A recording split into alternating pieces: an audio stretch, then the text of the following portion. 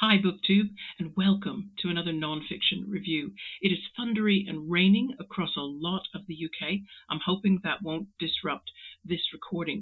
I'm so pleased to tell you that the book we're going to review today is the last title of a 12-book TBR that I set for myself last year and wanted to finish by the 1st of November this year. Hurrah! And it's also a perfect partner to the novel that I reviewed on Thursday, Chimamanda Ngozi Adichie's Half of a Yellow Sun. Adichie was passionate about bringing her readers complex African characters to get everybody beyond stereotypes. And in the same way, today's author uses his journalism experience to give more context to the histories and cultures and present realities for African nations. To say that it's been eye-opening for me, well, that's not saying much. Because I only know what Europeans have done to Africa, and that's a cursory knowledge at best. What this book did, and it's a first, is made me interested in starting more in-depth reading into the histories and cultures and current achievements of Africans themselves.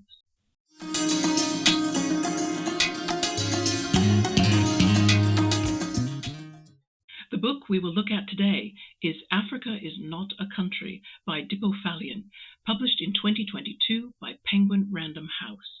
Let's go straight to the first question. Can I summarize this book? If you watched my last video, you'll recall that I mentioned a TED Talk given by Chimamanda Ngozi Adichie, where the author encouraged her audience to beware of those subtle, simple stories that we get from films, the mass media, social media, those stereotypes about groups or categories of people. Adichie admits that she accepted many similar stories herself until she got to know the people in question, heard and saw more of their real story, and then she improved her understanding. The author of Africa is Not a Country shares Adichie's belief that better stories are needed, more complex stories, more contextual stories about Africa. I'm quoting from the book now, from page 7.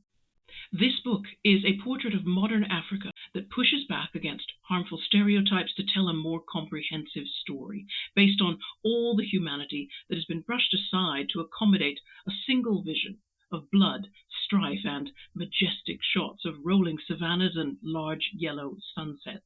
It will unspool the inaccurate story of a continent dragging this bludgeoned narrative towards reality. Real challenges exist on the continent. To ignore them would be just as grave a distortion. Many do live in destitution. Some governments have failed their citizens, and in parts, the gap between the wealthy and the forgotten continues to grow. But when you infuse this story with context, you see the bigger picture and understand why what has happened has happened. Dipo book is a work of journalism that aims to give readers more details than they usually get from mass media about the African continent and its peoples. If, like me, you knew not much, you will finish Africa is Not a Country with a fuller picture, and like all fuller pictures, it will be more satisfying. And when things are more satisfying, they make you curious, and that's what I felt. Speaking personally, this is the book that gave me the appetite to learn more. Next, what do we know about the author? Dipo was born in 1989 in Chicago, Illinois. His family was stationed there because his father worked for the Nigerian Air Force. When Dipo was 6, the family moved back to Nigeria, where he lived until he was 10. And at that point, his parents took a decision that their son should be educated in the United Kingdom. He attended Kingswood School in Bath and went on to study psychology at the University of Exeter. After graduation, he worked for a short time in Westminster for a Member of Parliament. His writing has appeared in The Guardian, The New York Times, Esquire magazine, Dazed, ID, Newsweek, just to name a few. He is currently the editor of Vice, an American lifestyle and culture magazine. In 2023, he contributed to Mandem, an anthology of writing that was brought out by the independent publisher Jacaranda Books to examine the subject of Black masculinity. And in November last year, Faloyin told the Republic magazine that he was, quote, working on some ideas for a second book, but I'm afraid I could not find more clues online than that. How is the book structured? The Kindle version, which I read, was 380 pages long, of which 351 were the text. And the author is dividing that into 8 sections. And what I'm going to do now is just post you the chapter headings on screen, and then we can quickly talk through them. Part 1, Lagos looks, of course, at Nigeria's capital city, giving you some of its character, rhythms, hopes, and challenges, just to introduce you to the idea of what fuller context is available. Part 2, by the power vested in me, I now pronounce you a country. This is a droll audit of how Africa was carved into pieces by the European powers after the 1884 Berlin Conference. If you've read The Scramble for Africa by Thomas Pakenham, then this will be familiar to you, but Pakenham was a drier writer compared to Faloyin. So some readers are going to find it far more engaging to go through the history with Faloyin, and that Faloyin gives more page time to tell the story of how the various colonial states were governed. Part 3, the birth of white savior imagery. Now this looks at the iconic aid efforts that we will all remember from the 1990s and the early 2000s, and it's noting how often Western attempts to help assume they know what African people need and don't sufficiently consult or collaborate with those closer to the situation. And Faloyin believes that's because they buy into a mass media myth, a particular one, which says that Africans don't know how to help themselves. Part 4, the story of democracy in 7 dictatorships. That's definitely a play on Neil MacGregor's works. Dipo Faloyin tells the pre- and post-independence stories of Ethiopia, Sudan, Nigeria, Zambia, Zimbabwe, Rwanda, Algeria, Equatorial Guinea, and Libya. Right? It's tough reading, as you might expect. It seems to be written as a balancing counterpart to the previous chapters, being honest about the struggles of all these new nations with bad government. Part 5. There is no such thing as an African accent, and Binyavanga Wainaina is still right. Faloyin is calling out Hollywood in this chapter and other big cultural influencers like Granta for the repeated presentation of stereotypes about Africa. And what I felt was particularly interesting was how Chad Boseman and other cast members in Black Panther had to fight to keep some of those stereotypes from being imposed on that film. Part 6, the case of the stolen artifacts. This is focusing mainly on the Benin bronzes, which is the photographic theme of today's video. As you can see, I'm showing off these incredible pieces of art. Faloyin discusses how African cultural artifacts left the continent and the debates around reclamation.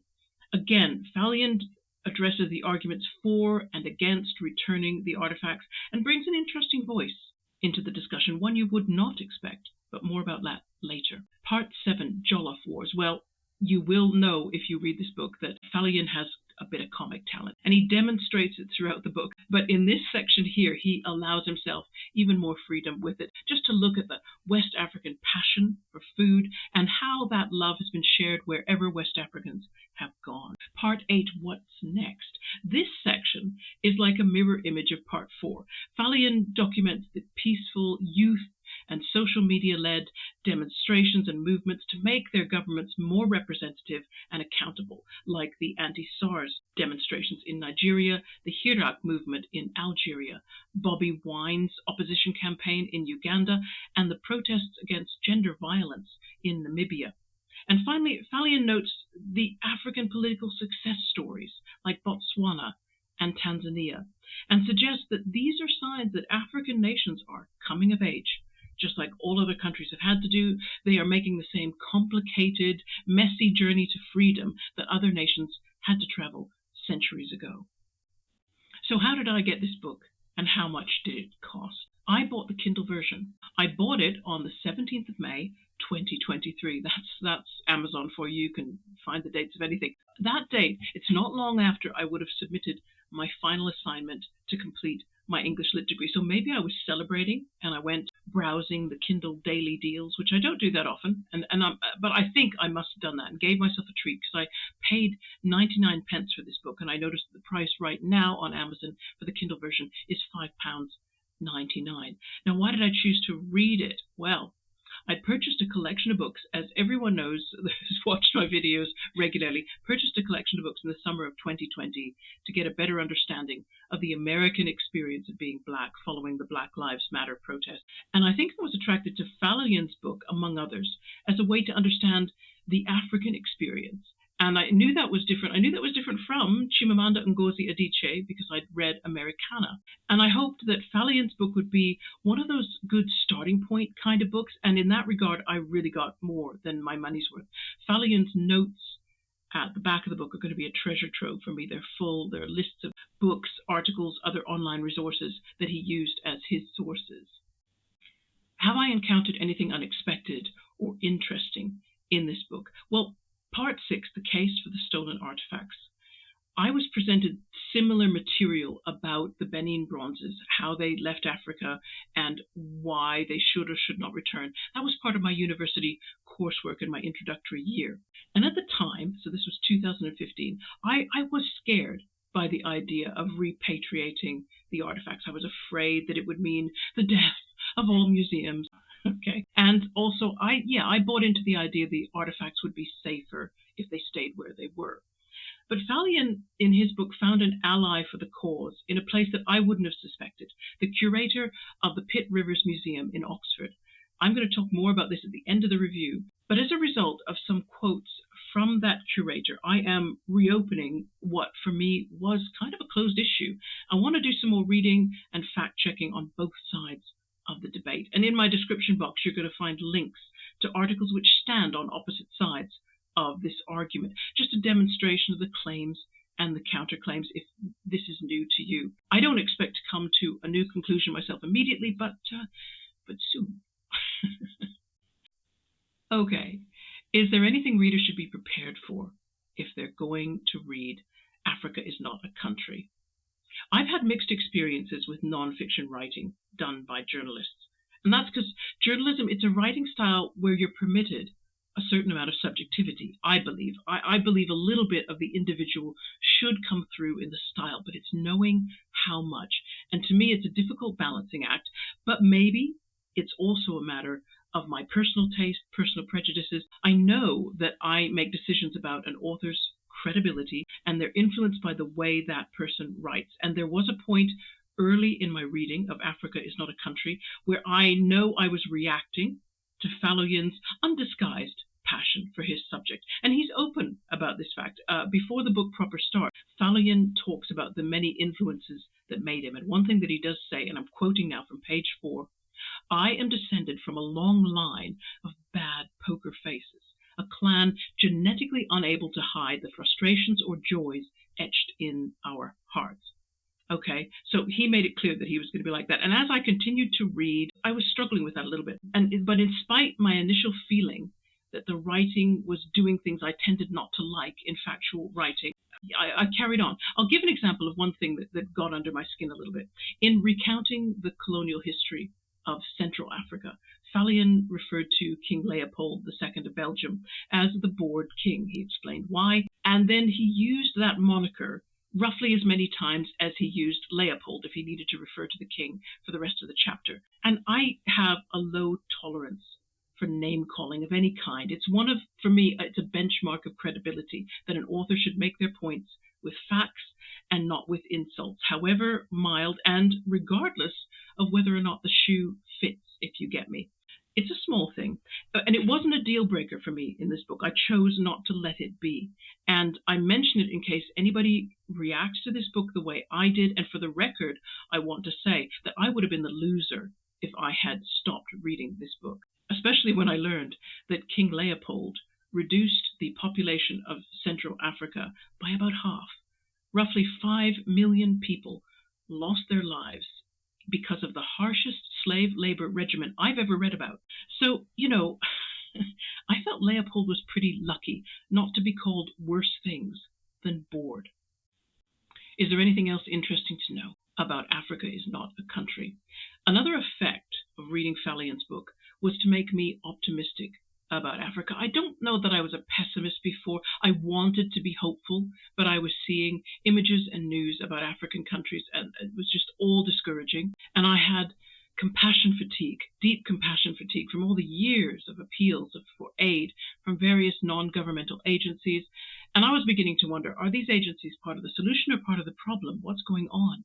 And I have adjusted my expectations of Africa. I think I recognize them now as young countries with young country characteristics. And this may have been fate lending a hand in the process. Yesterday, I made a trip to my local library, and I happened on a book about the peasant revolt of 1381 in England. The English government at that time put down that revolt extremely violently. I'm going to read that next month because I suspect that what I might see are parallels between the emerging English state and the current emerging African ones. And finally, any suggestions for related or follow-up reading? Dipo drew my attention to Dan Hicks. Dan is the curator of the Pitt Rivers Museum in Oxford and professor of contemporary archaeology at Oxford University. I'm going to read a passage from page 260 of Faloyin's book in the Kindle edition, where he refers to Hicks' latest book, and to wonder why a great number of these items aren't available for public view if the desire is to ensure easy access to these works of art. The British Museum, for example, holds 900 Benin bronze treasures, yet only around 100 of them are on display.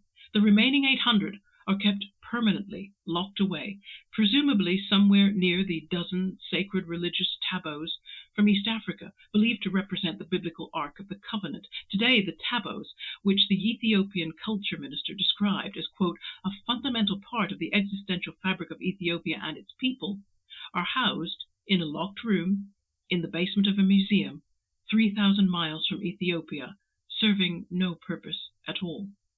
Among all this, museums have chosen to adopt a significant degree of willful ignorance when it comes to the treasures in their possession. Very little effort has traditionally been made to carry out a full inventory of their stockpile, a total contradiction of the argument that they are safer in Western hands. And this is a direct quote he makes from Hicks.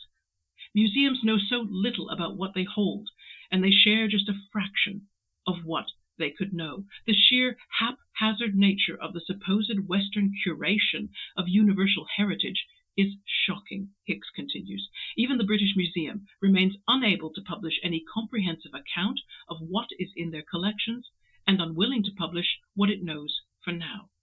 Well, I'm intrigued by those words, by someone who will know, someone on the inside of the national artifact curation business.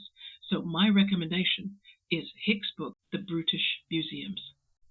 And that's another review done. In a few days' time, you'll get another fiction review, and that will be book number 49 of 53 in my Read What I Own challenge. Just 4 more books left to go. You know, if I reach all my goals, then what we're going to have to do is a celebrational stroke inspirational video around about the end of October, I think, just to lay out all the statistics and mark out a reading plan for the next 12 months, because I've got some ideas. In the meantime, good luck to everybody with their reading goals for September and beyond. Take care. Bye-bye.